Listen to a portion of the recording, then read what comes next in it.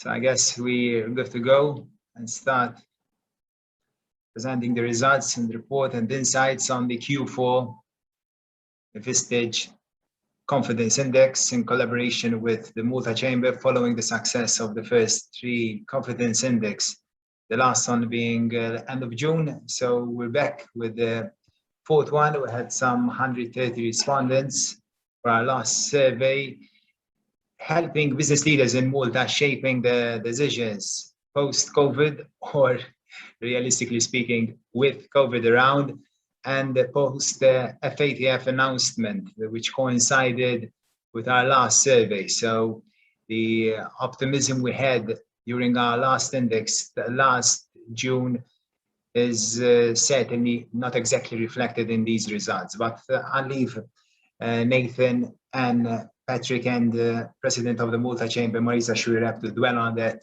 later on during this webinar. So without further ado, I would like to invite all of you to, if you have any questions later on, to just click on the Q&A button and just ask any questions whatsoever to our panelists. But to set the ball rolling, I'd like to invite President of the Malta Chamber, Marisa Xuereb, to start with her introductory remarks. Good afternoon. Thank you, Keith. Thank you all. Thank you once again, Vistage, for collaborating with the Chamber on this very important now index in our sphere of insight tools, I would say. And what is striking about this particular survey this time is that it is evident that our businesses now are looking beyond the immediate COVID impacts, beyond whether we are going to be able to operate next month or next quarter. So we see sentiments being less responsive to where COVID is at the moment and more responsive to the medium to long term consequences of the transformation that is happening in our economies. Particularly, we see that as revenue streams are increasing, costs are rising at an even faster rate. So there is a preoccupation now of how to make your business profitable and sustainable long term. And I think much of the sentiment expressed in this particular survey reflects actually those concerns. It's no longer about COVID as much as about how the resource markets will respond, will transform, and will hopefully eventually settle into some sort of long-term equilibrium. We are certainly experiencing a lot of bottlenecks in terms of transport, in terms of raw materials, in terms of human resources, all of which are having significant inflationary pressures and are reflected in a level of preoccupation in our CEOs at the moment, which requires us to adopt smart strategies to sustain our businesses even through these transitional periods. So I leave it to Nathan to go into the detail of the survey, and then we'll have time to discuss further strategies in the latter part of this webinar. Thank you so much, Marisa. So Nathan. Thank you. Rightly said, the preoccupation has shifted, and we can see this in the data that we've collected through the survey, through the confidence index. Essentially, again, to remind everybody, we are assessing your sentiment, your understanding of the situation as it is, and your thoughts about the future, also compared to the past. So these are not necessarily sort of economic data points, but a sentiment of how leaders in the country are feeling at this point in time. But we also know that leaders drive change. Leaders are the people that make the decisions that impact our economy. So how you are thinking today will definitely affect our economy in the future. I'm going to share my screen to go through some of the slides. I won't go through them all because they're extensive, but you will be able to download a full report from the vistage.mt website and get further insight into the details. So I will just cover some of the salient points, as well as look at some of the anecdotal evidence. So some of the interesting comments we received from you in the free text boxes within the survey have surfaced a number of issues that I'd like to share.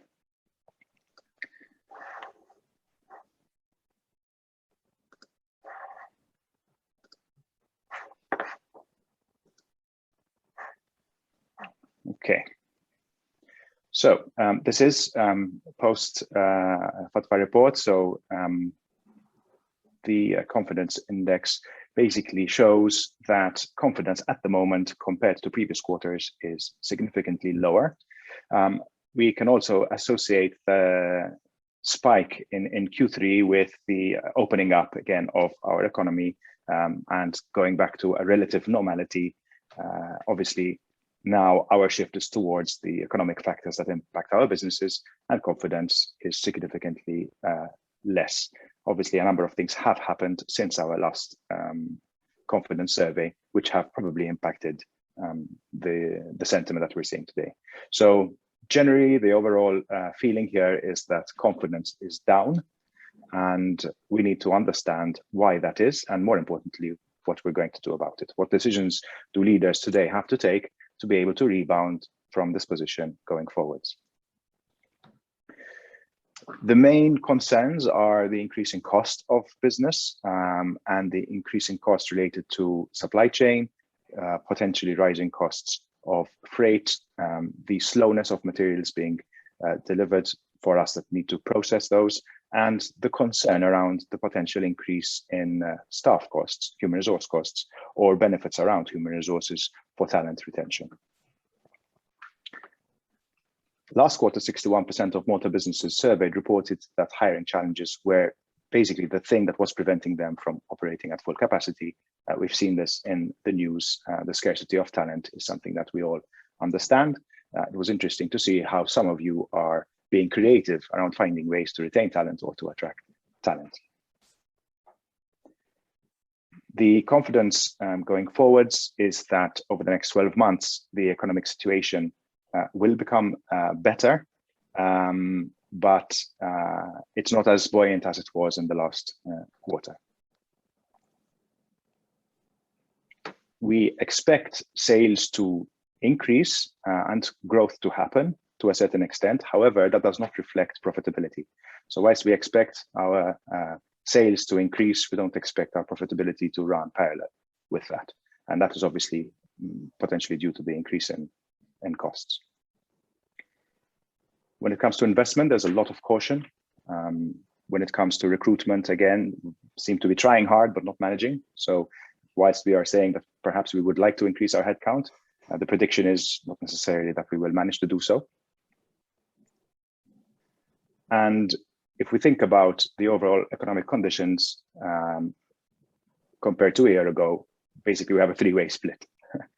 A third of us think that they are worse, a third think they are the same, and a third think that they are improving. So there is an element of perhaps personality there that one being an optimist might face this question one way, and one perhaps being more of a pessimist, facing it from a different perspective, but an equal balance, which is interesting in and of itself. We expect, well, again, division between people thinking it's going to be better and the majority about the same. So again, this is positive. If we combine about the same and better, there is a positive outlook towards the economic conditions moving forwards. We do not, or few expect it to get worse. So that's obviously a positive thing. We expect revenues to increase, if not remain the same. Again, this is a positive aspect to the survey and the sentiment. However, when it comes to profitability, again, we're tipped towards it actually getting worse, if not remaining the same. So as I said earlier, this is affecting the sentiment and the mood and the confidence of business leaders as they stand today. I'm going to skip a few. We'll talk about pricing, and we'll follow up with some interesting models that Vistage have developed on looking at pricing and marketing. So I'm just going to again share some of the sentiment. In the comments, a lot of you said that you would expect your prices to have to go up by between 5 to 10%. Although there were some who said we will probably have to push them up as far as 25%. This obviously is concerning because it has a ripple effect on the economy. We seem to see this trend that the vast majority are talking about 5 to 10% increase in prices. If we move to buyer behaviors and what's happening with the clients, and whether it's business to business or business to customer, there seems to be caution around your customers choosing to buy or to spend money, essentially. Also, there's a shift towards online. So we have a number of respondents that run online businesses, and they have seen a positive increase in growth as people shift to online. And we've also seen a number of companies that typically in the retail sector are moving from high street shop towards the online, and seeing a shift of their clients moving towards online as well, locally and internationally. Another thing we've also seen anecdotally is that the clients are not stocking up. So typically they are working with a sort of a just-in-time mentality, not to be able to stock up, obviously probably to de-risk or to manage their cash flow more effectively, I would guess. On internationalization, we can see that both those that are already selling internationally, somewhat or significantly, as well as those considering internationalization, is significant, 87% combined, which also implies that Maltese businesses are keen to widen their horizons, to diversify, and to look at international markets, which is obviously driven by the saturation and limitation perhaps of our small size, but also shows aspiration. It shows that people are thinking more about the much wider potential of a global economy and participating in that at that level. Skip through aspects of leadership. Again, we see that the main struggles for leadership is talent retention. How are we managing to retain the talent we have? How are we managing to attract the talent we need? And this is one of the main struggles of leadership. So creative ways of retaining talent have been mentioned in the comments, not just necessarily falling into a wage war or by simply offering better salaries, but also finding creative ways to retain staff through flexibility. People have got used to hybrid workplace and flexibility, and that's something that people are going to retain to be able to attract employees that want that, as well as other benefits, including wellness programs, coaching, training, investment in career development, and other aspects of investment, which are, yes, also a cost, but perhaps more of an investment in the team. So these are different ways that leadership is looking towards retaining the best talent or attracting the best talent. On the business side, leadership is concerned or interested in looking at acquisitions and mergers. We were talking earlier offline about the fragmentation of a lot of our niche economies and parts of our economies, and we're starting to see people comment around the validity of merging or acquiring or selling. And this is something that is becoming a little bit more popular in the comments on the way that your business is going to evolve moving forwards.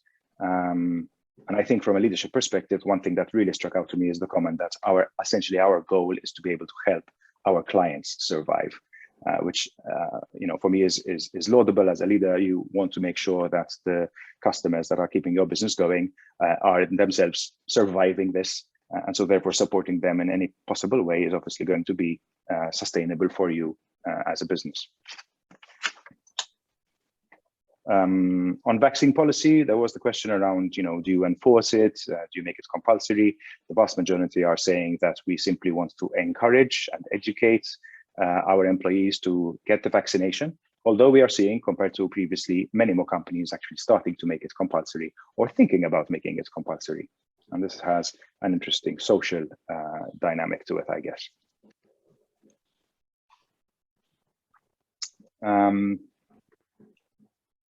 Interesting slide here around what companies are doing around trying to find ways to retain staff. I mentioned earlier, not just simply boosting wages, but other aspects of that, primarily in also helping people develop their careers, which encourages them to stick around for longer.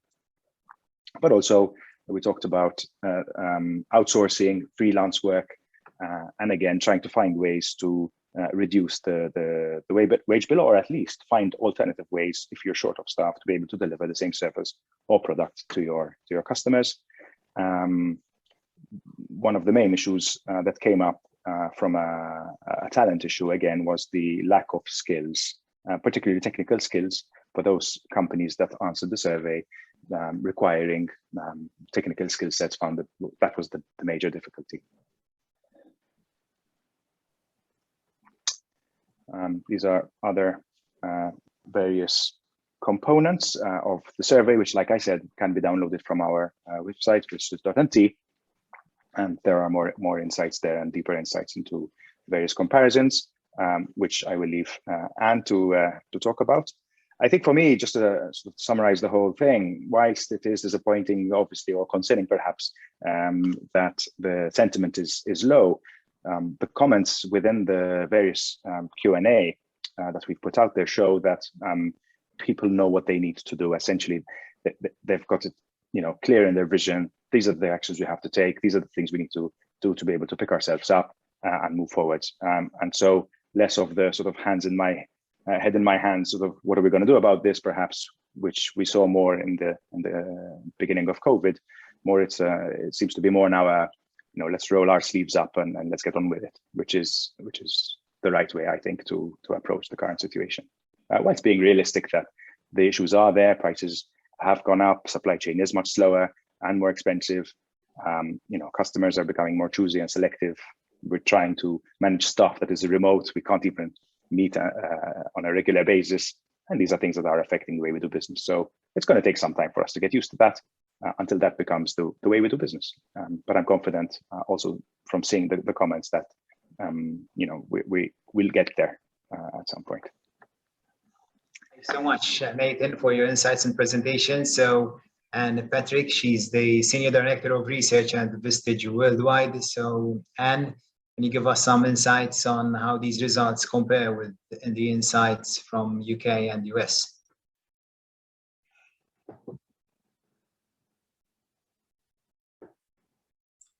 All right, good afternoon, Malta. I'm honored to be back to share some of these global comparisons from the CEO Confidence Index with you today. And our role at Vistage Research internationally is to support partners like Nathan and Malta, our partners and members in the UK, globally, really to be a trusted resource for data about what the decisions you're facing about optimizing your business or enhancing your leadership. And certainly we have the opportunity to tap into our global membership base. Today, what we're talking about are the results from our latest surveys in UK, Ireland, the US, and in Malta. And so taking some of the information that Nathan just shared and now layering in what's going on in other regions, specifically the US and UK, Ireland. And when we look at that comparison and we look at the index over time, certainly while we saw the drop in Malta, what we're seeing across the board is moderation in all areas. So the US, our confidence index moderated, it came down from the peak in Q2 in June. UK followed suit. The Malta index is much more dramatic. And I really think in either case, if you think about the analogy of a match, when you first light a match and it flares really brightly, and then it moderates and settles into a more steady flame, that's part of what we're seeing. And certainly between Q2 and June when we conducted the survey and in September, each region experienced the Delta variant that definitely impacted everything.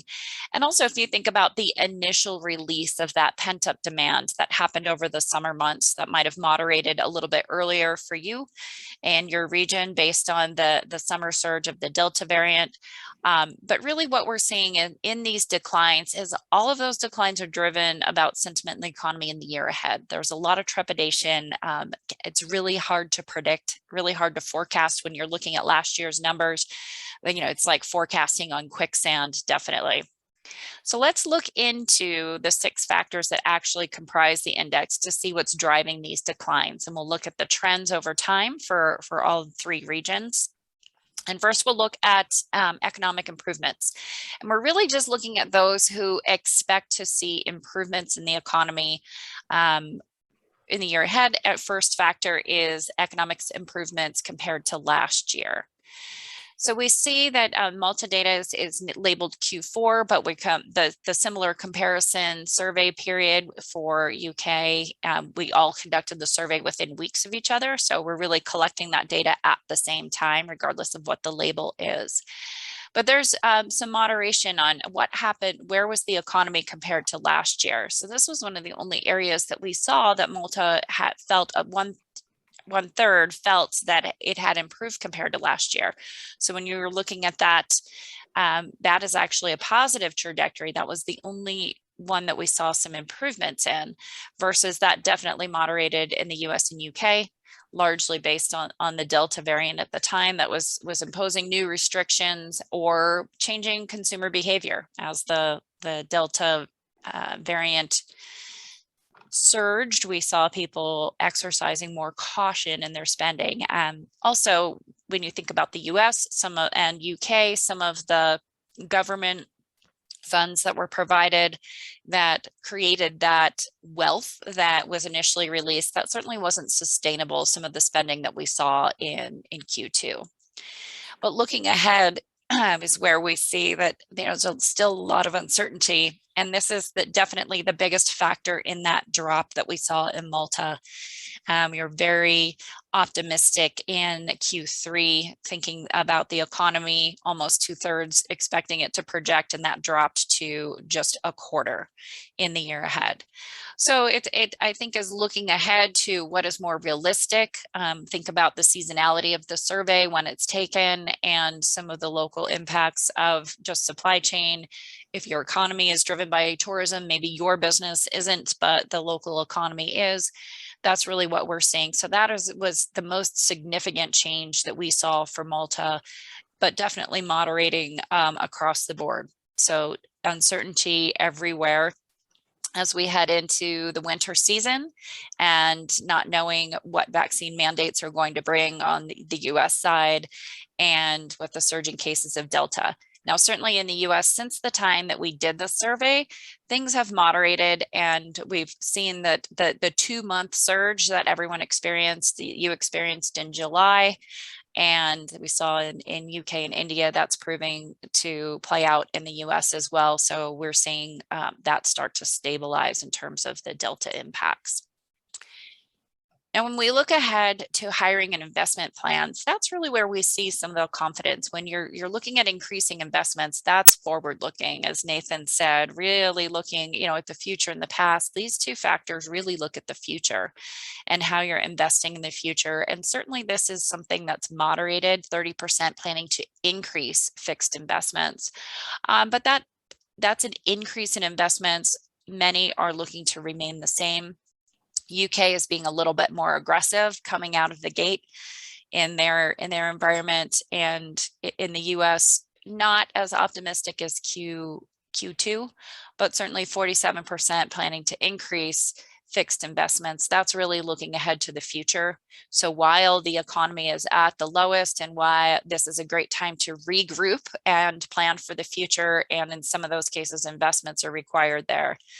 And certainly a lot of those investments are taking place in talent. Across the board, we found that talent scarcity was a challenge for everyone, around 60% or above saying that their business has been impacted, US, UK, Malta, by the inability to hire. But that's still not changing the plans to expand the workforce. Certainly more so with the UK and US, 2/3 of US businesses planning to expand, and that's grow the workforce. There's a portion, 29%, that are expecting to remain the same, and same for UK. But regardless of whether you're looking to expand the workforce or simply maintain the size of your workforce, everyone is hiring, because we know that retention is an issue across the board. Around 27% of businesses report that retention has decreased. And so that talent wars, when you're competing with wages, when you're competing with other opportunities, the flexibility that Nathan mentioned, that's something that everyone is hiring, and being more competitive is something that we talked about last quarter and Nathan touched on. Now, the last two factors are the prospects for your business, revenue and profitability. And looking at that, with over a third, 33% projecting increased revenues, definitely higher. We see in the US and UK, there's a lot of demand that that's where we're creating that, have that dichotomy between not having the talent, but yet having the projections and forecasts for increased revenues. So this is where I feel like Malta is a little bit off, but that could be the nature of the businesses and the nature of the customers that you have. Where US and UK businesses might be further along in their internationalization. Nathan mentioned that that was something that was a plan for the future. So that might be a contributing factor to these revenue projections. And finally, our last factor, and that is certainly what we're seeing across the board, is profitability. And while the US number might seem optimistic at 50% expecting increased profits, I will say that that is the lowest projection for increased profits that we have seen since Q4 of 2012. So that is a recent low. Other than the pandemic, we definitely saw that drop in the pandemic. But if you take the Q2 factor out and look across the history of the US Confidence Index going back to 2003, that is a recent low. And that's really what we're seeing, that gap between revenue projections and profitability projections is driven by that rising cost of everything. And we see that across the board.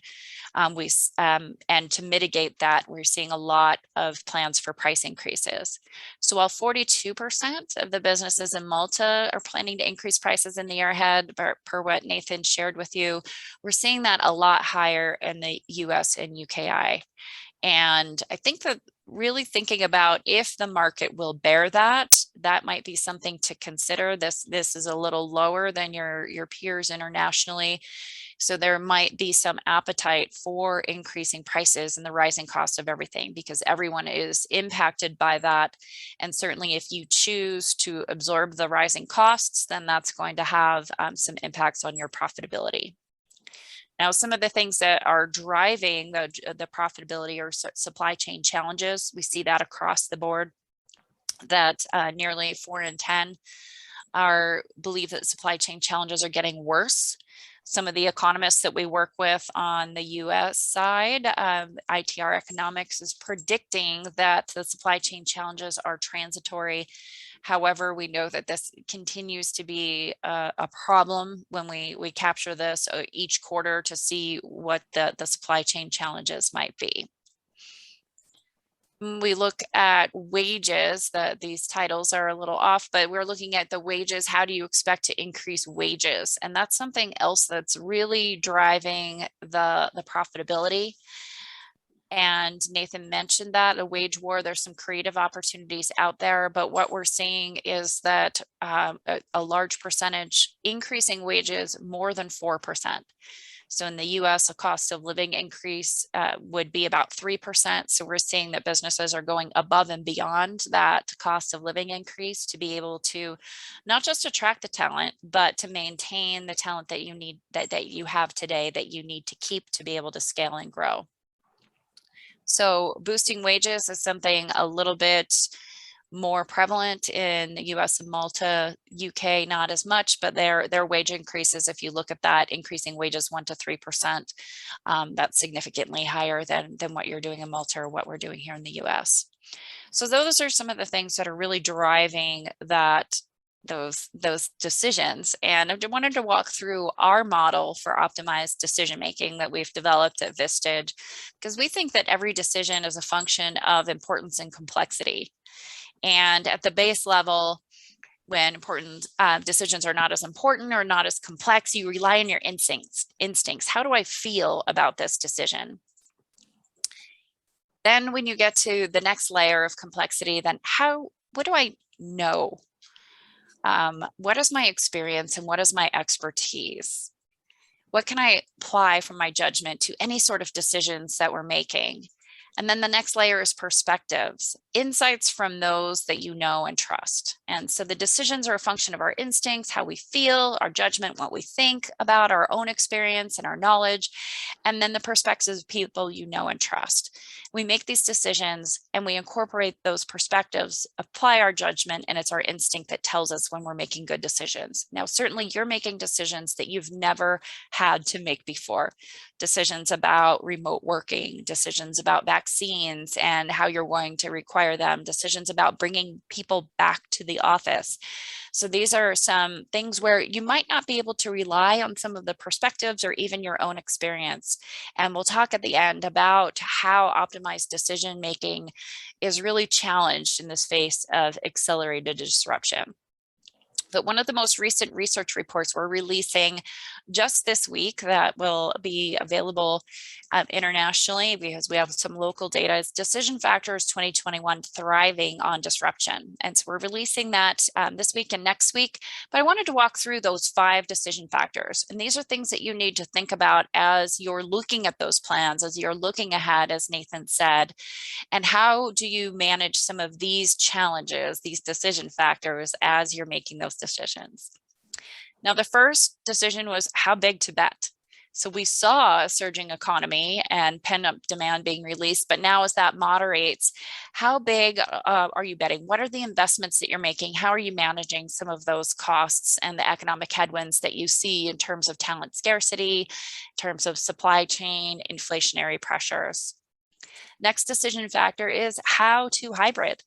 We've definitely seen headlines everywhere with the Great Resignation. We prefer to call it the workforce revolution, where everyone went remote first out of necessity. And now that has become almost an employee requirement, especially for professional staff and knowledge workers. So how do you continue to manage that hybrid workforce? In the US, we know that at least 70% of our businesses plan to maintain some level of hybrid work beyond the end of 2021 into 2022. So really looking at what are the policies to put in place and how do you manage that, and what are the performance management implications for your team, and how do you hire and maintain culture in that? The next decision factor is how to connect to the connected customer, because just as employee behaviors and expectations have changed, so have your customers. Those buying behaviors have changed in the face of COVID, and whether it's not stocking up, as Nathan said, or there are different choices that they're making in terms of how they're running your business, especially in B2B. Connecting to the connected customer is more important than ever. So we're going to spend some time going a little bit deeper into that.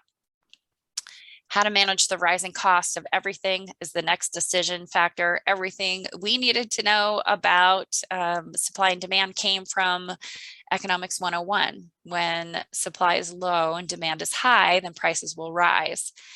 And if your costs are rising, prices are rising, is now the time to really think about a pricing strategy that will be strategic. And within our report, we have an expert on pricing strategy from the US who talks about really focusing on the value you provide versus the fact that you have to pass on costs. So there's some great insights around why to raise prices, when to raise prices, and some of those key considerations. And finally, how to accelerate digital transformation. This is something that we did early on in the pandemic. Out of necessity, we had 15 years of behavior change in just 30 days, as we all were forced to leverage technology and platforms like this one today to be able to continue to collect and collaborate. So these are the decision factors that are outlined in our report. And I just wanted to spend a few minutes going into connecting with the connected customer. Because when you think about your revenue projections and protecting profitability, certainly one of the ways of managing profitability is to reduce costs and raise prices. But the other side is, how are you investing to increase revenues in the year ahead? At the beginning of the year, at Vistage Research, we released a report on building a world-class sales system.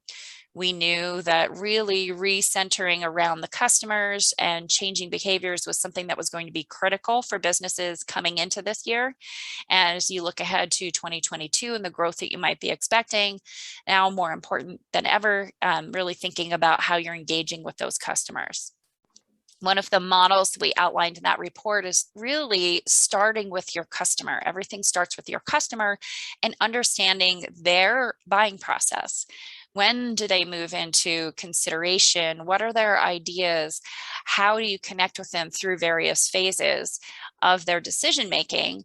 And then once you can understand your customer's decision making process, that's when you can map and align your sales and marketing processes and how they engage with your customer's journey, and really understanding how much your customer wants to self-serve, when they want to engage with a salesperson, and understanding that appropriate balance between sales and marketing. And we call that the knowledge inflection point, when buyers are informing themselves versus when they need to engage and talk to a salesperson. Understanding that knowledge inflection point is really critical. One of the experts that we talked to had a similar theory, but different graphic to explain that. So certainly technology changes sales and marketing, but COVID-19 accelerated that to a greater degree. Really thinking about how much emphasis there is in marketing now versus before. And before, we would rely on marketing just to generate interest and awareness. And when you got into the latter stages of the funnel, sales took over with consideration, intent, and through the purchase. But now marketing is playing a bigger role in that sales funnel, thinking about how you engage with different prospects and how they are self-informing themselves, how they educate themselves, and that sales is coming in much, much later in the sales process. Now, we know that marketing investments are happening to capitalize on growth a little bit more robust in the US and in the UK. Just 26% in Malta expect to increase marketing over pre-pandemic levels, 42% in the US and 57% in the UK. So really being able to forward-looking, part of the investments, certainly the fixed investments and workforce expansion is part of your investment in the future, but so is marketing. And when we look at where the marketing investments are going to be, we see that primarily digital across all three regions. Digital marketing leads with 91% of the investments in the UK, 82% in US, and 72% in Malta are focused around digital marketing. Certainly there's some other tactics in there, but really seeing overwhelmingly, again, because everything has moved to virtual, being able to connect with customers virtually. We see a lot of investments in the website. That's really where, if you think about that funnel that I showed you, with educating yourself, with the buyers educating themselves as part of the process, that's where they go, when they're doing searches, when they're trying to inform themselves about different options. See in Malta a little more reliance on social media, cultivating followers, maybe being able to connect and educate people through social media efforts, as opposed to the website, a little bit more emphasis there. But certainly those digital marketing investments are going to be part of your future and developing that pipeline of customers. We did have a webinar back in May where we talked about marketing in a post-COVID market, where we brought in some of our experts in the US to talk about thought leadership marketing, marketing strategy, and digital marketing as well. So those are our 5 decision factors that we ran through. And Nathan mentioned there's a lot of leadership challenges that you're facing right now, and decisions we talked about that you're never facing before. And I wanted to leave you with a thought about accelerated disruption, because what accelerated disruption with COVID and the different peaks and the customer challenges have created is compressed decision making. You've had to make a lot of decisions over a much shorter period of time. And we talked about the components of how you make decisions. And in this era of accelerated disruption, what we're seeing is compressed decision making, those shifts, cultural, business, workplace. Think about all the changes that required, and sadly continue to require, making decisions in a compressed time frame. Not only is it compressed, but it's unchartered. You are making decisions you've never had to make before. Return to work, COVID policies, managing the workplace revolution and talent scarcity, all while trying to manage rising costs and the growth wave. So there's not a lot of experts out there. There's no one who has experience. There's no case studies or best practices or experts. And so consequently, when you lose perspectives, we have to now lean on our judgment. But as we've never had to make these decisions before, we don't have the experience. We don't have the knowledge that's foundational to using our judgment. So with no data to inform our judgment, that means we now have to rely more heavily on our instincts. Well, our gut feel dominates that decision process of our instincts, especially in times of pressure. We make decisions about how we feel or how we want to feel. And what happens when we make decisions dominated by our gut, our biases start to kick in. We assume that people know what we know or think what we think. And when you think about the decisions that you're making, especially decisions about your employees or your staff, all of this is applying to your decision making. So what I want to challenge you with is to be conscious of your subconscious, those biases that tend to creep in when you're making those decisions, and really think about making decisions that might be something that's conducive to what your customers or even employees are looking for. Be aware of how your biases are influencing those decisions. And the last part of this is to be comfortable with being uncomfortable. I think the majority of CEOs would like to have people in the office where they can go around and talk in the buzz when we think about how to hybrid and returning to the office. But the majority of employees want to work at home on some level. And it's not that they don't want to work in the office. They have just become accustomed to different things: a shorter commute, less cost for transportation or childcare, or just a better work-life balance. So again, be conscious of your subconscious, be comfortable being uncomfortable. I don't know, and our research doesn't tell us what the right answers are. Our job is not to create answers, but to ask questions so you can decide what's right for your business. So thank you so much once again for your time to share some of the global comparisons and some of the highlights, research briefing from our latest research. And I will turn it back over to you, Mel. Thank you so much, Anne, for your very detailed and valuable insights on comparing the data in Malta with the US and UK and globally. So I'd like to invite all attendees, if you want to ask any questions to Anne, Nathan, or Marisa, please feel free to just click on the Q&A tab on the screen and just ask any questions whatsoever related to the insights shared this afternoon. So Marisa, I don't know if you can share your views, Chamber's view regarding what's the best response to the numbers we've seen today related to the confidence index. The numbers plummeted when compared to last June. So what's the best response to businesses who are possibly concerned with the situation? So as we are pretty much in uncharted territory here. What is clear is that now the decision makers become the business leaders. So for a year and a half, the key business leaders were the health authorities. The key decision makers were the health authorities. And we were just waiting for people to say open, close, so many meters between tables, mask, no mask. No, this is over. Now the decisions have to be taken by business leaders. And what this means is that we really need to be very, very smart. It's not a question of waiting for handouts anymore. It's not a question of deferring payments of taxes or whatever. We need to have solid plans to see our businesses through. Of course, the old adage of look at your cost base, see whether you have some inefficiencies, some costs to cut. Maybe with more workers working in remote or hybrid, maybe your office space can be reduced and that saves you some cost. Maybe it's time to invest in green energy, something that you've been postponing for many years. Maybe now is the point, especially with so many schemes coming in line from EU funding to help investment in green technologies. Maybe it's time to invest in that IT system you've been postponing investment in for many years because you thought, well, we can do without this, you know. It's time to invest.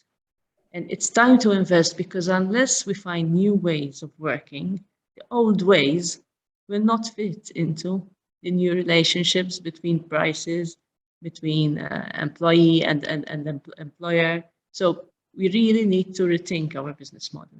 We also need to rethink our relationship with customers, as then correctly pointed out. So yes, of course, the temptation to increase prices because costs have increased is always there. But it is a very big gamble when you're operating in a market where the purchasing power of people has maybe declined to some extent. This is something that we need to bear in mind. Of course, we also need to be smart enough to distinguish between those products that can carry a premium price and those that can't. We also need to have a pipeline full of new products that can attract higher margins, that can appeal to consumers post-COVID. So, now consumers are more sensitive to health issues, more sensitive to environmental issues, more sensitive to space, more sensitive to quality, because we've been challenged. We've been challenged across the board on these issues during COVID, and maybe we've learned something from those challenges. So it's a lot of rethink that has to happen. Of course, very, very, very, very important is the upskilling of our employees. Why? Because if we want to make the qualitative leap that will help us survive under these challenging conditions, we need to have people who are capable of working independently in a hybrid or remote setup, people who are capable of making the right pricing decisions, people who are capable of identifying the customer that can pay more and the customer that can't pay more. And we also need to make some decisions which may be difficult on a sentimental level. So some product lines are better dropped. If you have product lines that are not contributing anything to your business, you really need to question whether you need to keep those products at all. And this means that we also have to have a very good reading of our businesses. Sometimes we meet business people, they give you the impression that they're not really sure if they're making a profit or running at a loss. And I think we're past that point now when we can afford to just let things roll. And on the same note, what is very important as well is that we become firm when it comes to debt collecting. I think we have a legacy culture of letting invoices run way beyond their credit terms. And this is something that is very dangerous in the kind of scenario that we are now. We need to make sure that the customer base we have is a customer base that can pay, that is liquid enough to pay, because ultimately profitability is a concern, but most businesses fail because their liquidity fails them.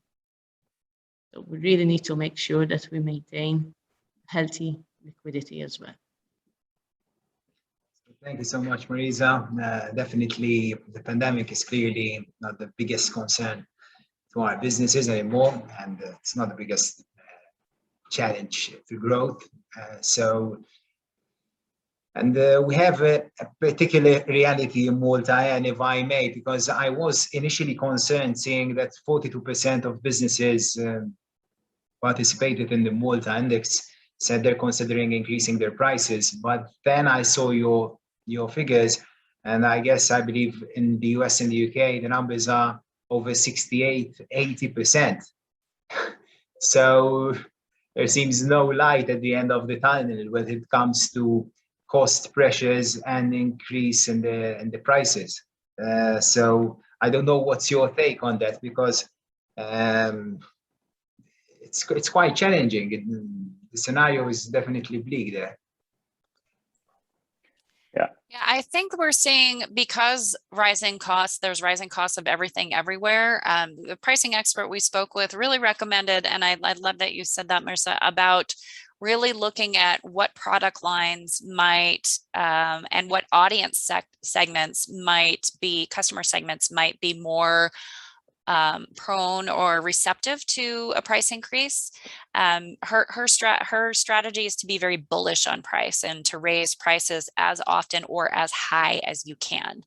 And so I think that understanding what the market will bear is important, but it's also not just passing on costs, it's also talking about value. And her experience was that she shared is that not many people get pushbacks when they raise prices based on communicating their value. So I think if there's some uncertainty and some unwillingness to raise prices, I think that would be something to really look at. How can we position our value differently? and what product lines or what customer segments might be more prone to accepting those price increases. And that's going to help mitigate the challenges that we're seeing in profitability. And I really thought that was interesting about the liquidity and the customer payments. That's not something that we've measured in our surveys before, but I made a note to maybe look at that, because we talk about revenues, we talk about profitabilities, and but we've never asked, what your situation looks like in terms of the billing. So I have made a note to include that in one of our future surveys, just to get a better understanding of the payment schedule of everyone's customers, to see if that is a challenge, if customers are paying, delaying their payments. So appreciate that. So thank you so much. And finally, Nathan, to just add on what Marisa mentioned earlier regarding the lack of talent scarcity, which we have in Malta at the moment. And definitely we need to invest more, given the almost full employment in Malta, invest more in upskilling and reskilling of our workers. But this is also causing other challenges related to delivering products, services on time. And bottom line, it's impacting our businesses since they have to increase their wages. And so it's impacting their competitiveness as well. So how can we go around all, because it's quite complicated and complex, isn't it? Well, yes and no. I think if we start to move towards more of a performance-based repayment or salary structure, we're going to have a clearer parallel between the individuals that are stepping up and want to grow and the businesses that employ them. So there's a clear line between the individual's performance and the business success. And I think this is the way to go.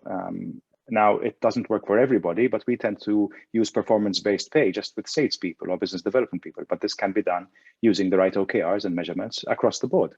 So I think this is something that we need to think about in the way that we reward the people we've got and attract the talent that we need to attract. I think also the element of learning, which Marisa also mentioned, for our employees and the upskilling is also for us as leaders.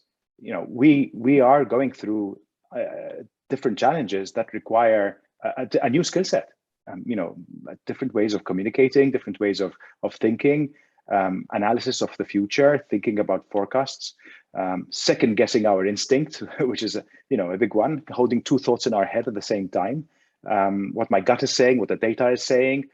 And these are things that we need to learn. We need to upskill ourselves as business leaders, as business owners. It's not just about our people. And we need to find the space to do that and the time to do that. Being busy is not serving us well. We need to find ways to be able to come out of our business and think about our business and be more strategic. Perhaps, yes, over the last year, we've been more about firefighting, and that's fair. But I think now we need to say, look, the team can handle the operations. I need to spend time thinking about the business. And the second point is, don't do this alone. We need to find ways to collaborate more effectively. You've got the chamber with its various subdivisions, Vistage groups around Malta that get together on a monthly basis. These are safe places that you can go with your concerns and your troubles, and you can test your instinct with what everybody else thinks about your idea, because they're doing the same thing. It's about sharing the pain of going through this and the discomfort. And having the courage ultimately to not entrench yourself and just hold back and hold on to your money and your cash and not spend it on marketing, as we've seen, or not spend it on increasing talent retention or paying for training for your staff. That's the worst thing you can do. So it's about making sure that you spend your money more effectively, not just hold on to it. And I think this is, where peer support and peer advice is important. Find people that you trust, that you can share with them, and I'm sure that through conversations we can help each other get to the positive result and support the Maltese economy as we go forward. Fantastic. Thank you so much, Nathan, for sharing those fascinating insights. Thank you, Marisa Xuereb, President of the Malta Chamber, and Petrik from Vistage Worldwide. All our attendees, thank you so much for joining. Feel free to visit vistage.mt to download the full report and results there. And feel free to check out our social media platforms, maltachamber.org.mt, and our socials, LinkedIn, Instagram, and Facebook, and whatnot. So feel free to remain in touch. And see you hopefully next January, I believe, for Q1 2022.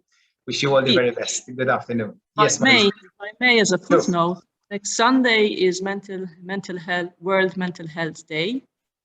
Nathan made reference to this. There is a program that has recently been launched. You can find it on Mentreprenarial, is the name of the site, mentreprenarial.com. Maybe we can share also the link. And I encourage you to share this with other entrepreneurs. We have information that a lot of segments of society have sought help with their mental health over the COVID period, but not business leaders. And this is very surprising because probably we were among the groups that needed it most. So I think it's very important to become aware that there is this kind of help too. It is accessible, it is affordable, and it's actually bold and brave to access it. So I took this little opportunity to... No. That was very pertinent and very well placed. Thank you so much for sharing, Marisa. Mental health issues.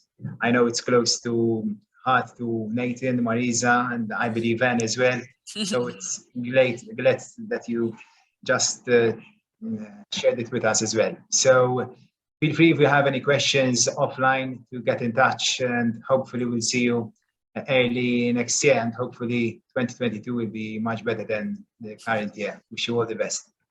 Thank you. Thank you.